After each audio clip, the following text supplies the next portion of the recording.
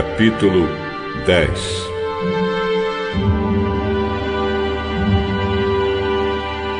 Jesus saiu daquele lugar e foi para a região da Judéia, que fica no lado leste do Rio Jordão.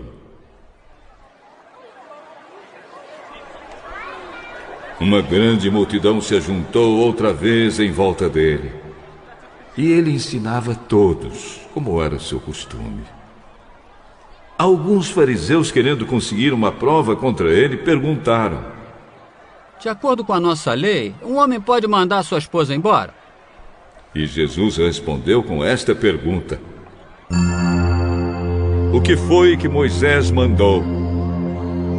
Moisés permitiu o homem dar à sua esposa um documento de divórcio e mandá-la embora.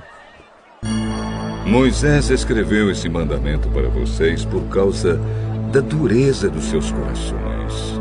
Mas no começo, quando foram criadas todas as coisas, foi dito: Deus os fez homem e mulher. Por isso o homem deixa o seu pai e a sua mãe para se unir com a sua mulher, e os dois se tornam uma só pessoa. Assim já não são duas pessoas, mas uma só. Portanto, que ninguém separe o que Deus uniu.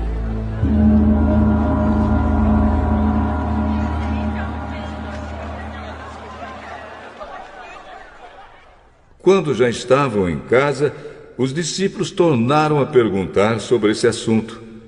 E Jesus respondeu: o homem que mandar a sua esposa embora e casar com outra mulher estará cometendo adultério contra a sua esposa. E se a mulher mandar o seu marido embora e casar com outro homem, ela também estará cometendo adultério.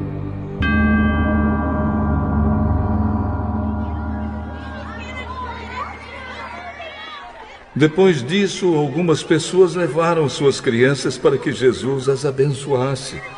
Mas os discípulos repreenderam aquelas pessoas. Quando viu isso, Jesus não gostou e disse: deixem que as crianças venham a mim e não proíbam que elas façam isso, pois o reino de Deus é das pessoas que são como estas crianças. Eu afirmo a vocês que isto é verdade. Quem não receber o reino de Deus como uma criança, nunca entrará nele. Então Jesus abraçou as crianças e as abençoou, pondo as mãos sobre elas. Quando Jesus estava saindo de viagem, um homem veio correndo, ajoelhou-se na frente dele e perguntou: bom mestre, o que devo fazer para conseguir a vida eterna?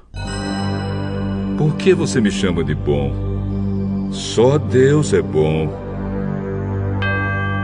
E mais ninguém.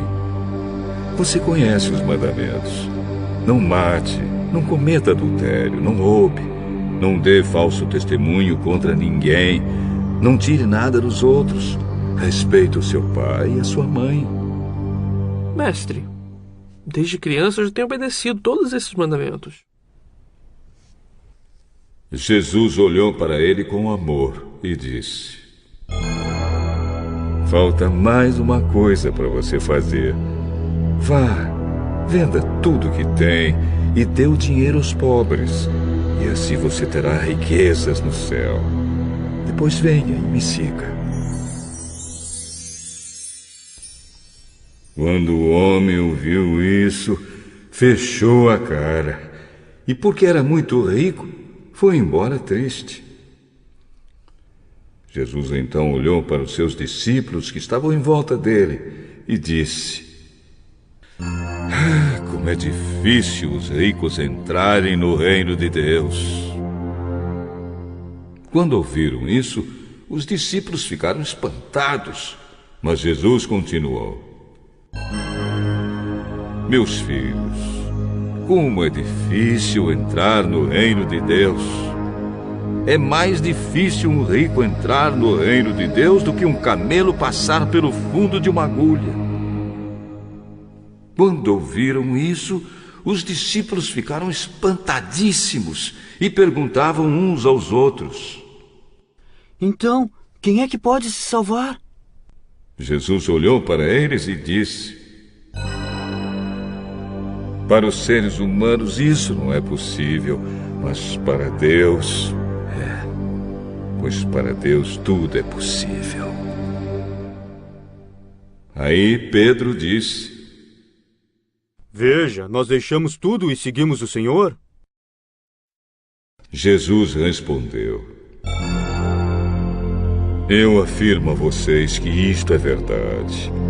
Aquele que por causa de mim e do Evangelho deixar casa, irmãos, irmãs, mãe, pai, filhos ou terras, receberá muito mais ainda nesta vida.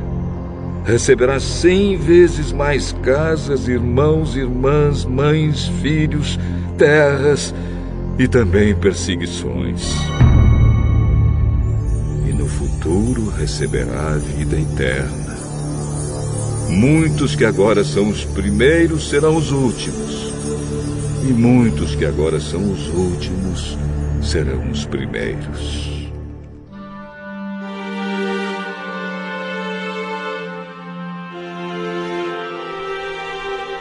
Jesus e os discípulos iam pela estrada, subindo para Jerusalém. Ele caminhava na frente, e os discípulos, espantados, iam atrás dele.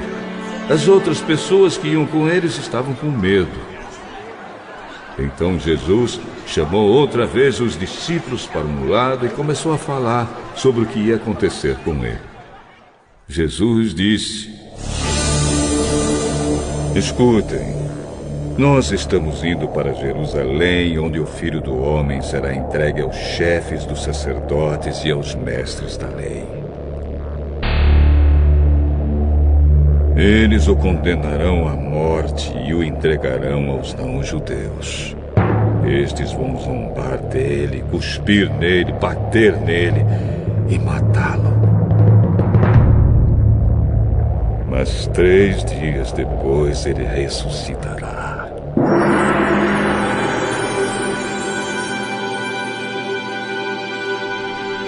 Depois Tiago e João, filhos de Zebedeu, chegaram perto de Jesus e disseram: Mestre, queremos lhe pedir um favor. O que querem que eu faça para vocês? Quando o Senhor sentar-se no trono do seu reino glorioso, deixe que um de nós se sente à sua direita e o outro à sua esquerda. Vocês não sabem o que estão pedindo. Por acaso vocês podem beber o cálice que eu vou beber e podem ser batizados como eu vou ser batizado? Podemos. Podemos. De fato, vocês beberão o cálice que eu vou beber e receberão o batismo com que vou ser batizado.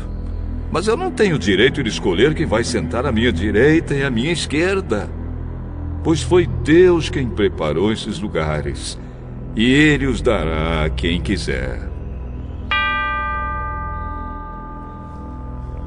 Quando os outros 10 discípulos ouviram isso, começaram a ficar zangados com Tiago e João. Então Jesus chamou todos para perto de si e disse: Como vocês sabem, os governadores dos povos pagãos têm autoridade sobre eles e mandam neles. Mas entre vocês não pode ser assim. Pelo contrário, quem quiser ser importante, que sirva os outros. E quem quiser ser o primeiro, que seja o escravo de todos. Porque até o Filho do Homem não veio para ser servido, mas para servir e dar a sua vida para salvar muita gente.